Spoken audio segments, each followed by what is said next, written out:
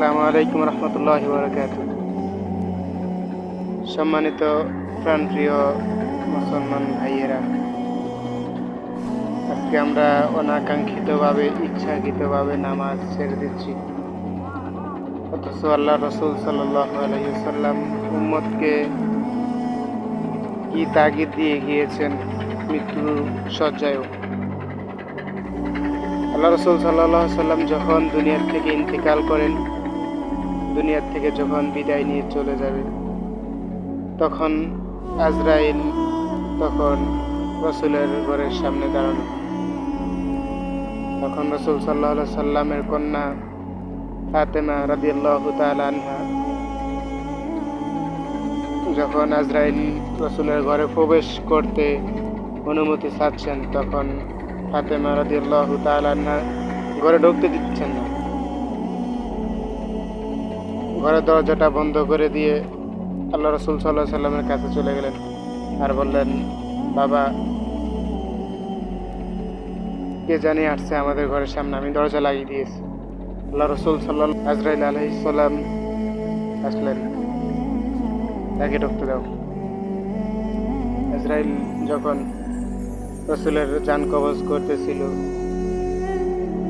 পাশে জিবরাইল আলাইহিস সালাম বসা। তখন রসুল সাল্লাল্লাহু আলাইহি সাল্লাম বলেন, ইয়া জিবরাইল, আমার উম্মতের কি হবে? আমার উম্মতকে কে দেখবে? রসুল সাল্লাল্লাহু আলাইহি সাল্লামকে জিবরাইল সান্ত্বনা দিয়ে বলে, রসুল, আপনার উম্মতের দায়িত্ব স্বয়ং আল্লাহ তাআলা নিজে নিয়েছেন। রসুল সাল্লাল্লাহু আলাইহি সাল্লাম যখন দুনিয়ার থেকে বিদায় নিয়ে চলে যাবে, আজরাইল যখন জান কবজ করতেছিল, তখন জান কবজ করে মৃত্যুর যে একটা যন্ত্রণা, মৃত্যুর যন্ত্রণায় রসুল একটা গঙ্গানি দিয়ে উঠছিল। আর রসুল বলে, হে জিবরাইল, আমার আল্লাহকে বলে দিও, আমি মৃত্যুর সময় যতই কষ্ট পাই না কেন, আমার উম্মতের যেন কিছু না হয়, আমার উম্মত যেন মৃত্যু শয্যায় কষ্ট না করে। দেখেন ভাই, আল্লাহ রসুল তাহার মৃত্যুর সময় কষ্ট পেয়েও উম্মতের জন্য সে কতটা অনাকাঙ্ক্ষিত ছিল, উম্মতের জন্য দরদ মাখা ছিল, উম্মতকে বলতে পারতেছিল না। তিনি কষ্ট পান, উম্মত যেন কষ্ট না পায়। যখন তিনি দুনিয়ার থেকে শেষ নিঃশ্বাস ত্যাগ করে হাত পা ঠান্ডা হয়ে যাচ্ছিল, হাত পা নড়াচড়া বন্ধ হয়ে যাচ্ছিল, তখনও বলতেছে, উম্মতি উম্মতি।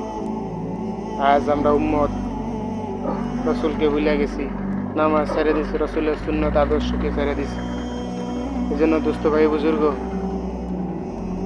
আল্লাহ রসুল সাল্লাল্লাহু আলাইহি সাল্লামকে কষ্ট দিয়েন না। আমরা সকলেই 5 ওয়াক্ত নামাজ পড়ার চেষ্টা করব। আল্লাহ রসুলের আদর্শ, আল্লাহ রসুলের তরিকা, আল্লাহর হুকুমকে মেনে চলব। আমরা এরকম কি একটা ওয়াদা করতে পারি না?